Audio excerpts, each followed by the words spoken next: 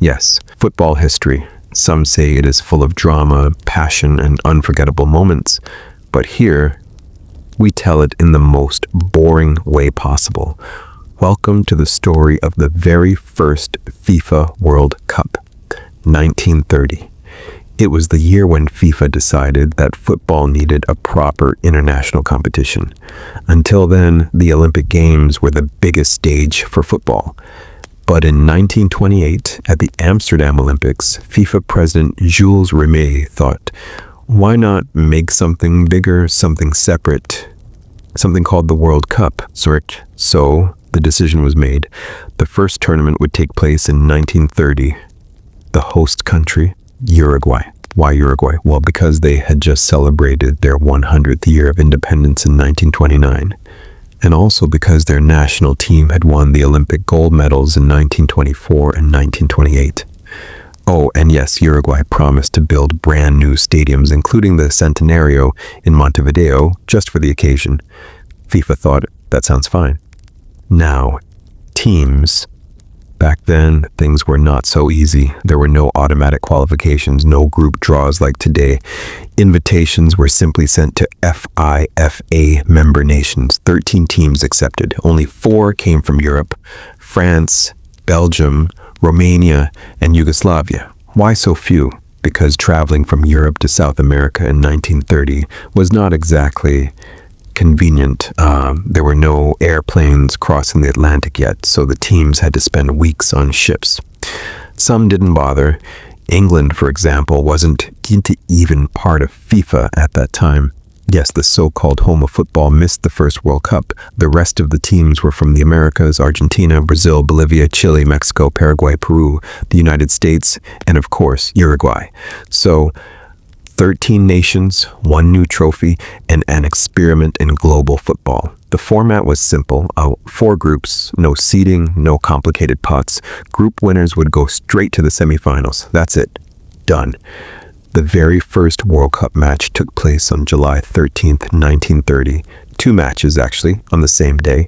France played Mexico, while the United States faced Belgium. In the France versus Mexico match, Lucien Laurent scored the first ever World Cup goal. The match ended 4-1 for France. Meanwhile, the USA defeated Belgium 3-0. History had quietly begun. Now, the group stage went on. Some matches had crowds of a few thousand people. Others barely reached a few hundred. The Centenario Stadium wasn't even ready at the start of the tournament, so some games were played on smaller pitches. Imagine that. The first World Cup was held in unfinished stadiums. As expected, Argentina and Uruguay dominated their groups. The United States surprised many by reaching the semifinals, beating Paraguay and Belgium. Yugoslavia also reached the semifinals, making them the first European team to go that far. The semifinals were not exactly close. Argentina crushed the United States 6-1.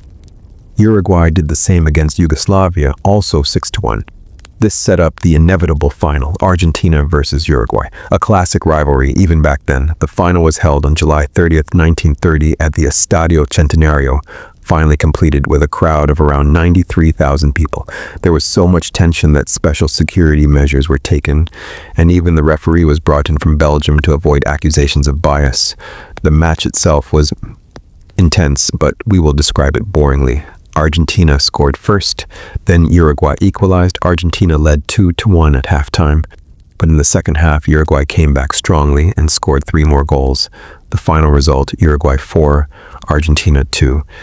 Uruguay became the first ever World Cup champions.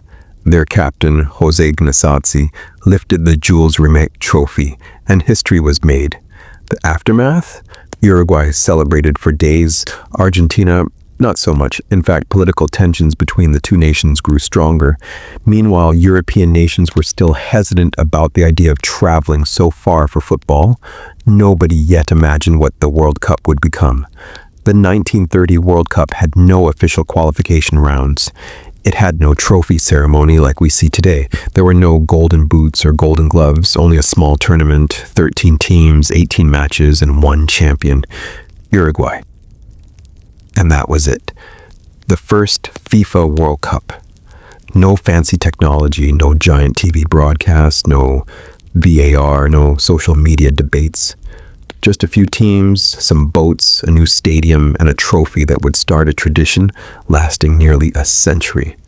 So, yes, that is the story, the boring story of the 1930 World Cup, the first one ever.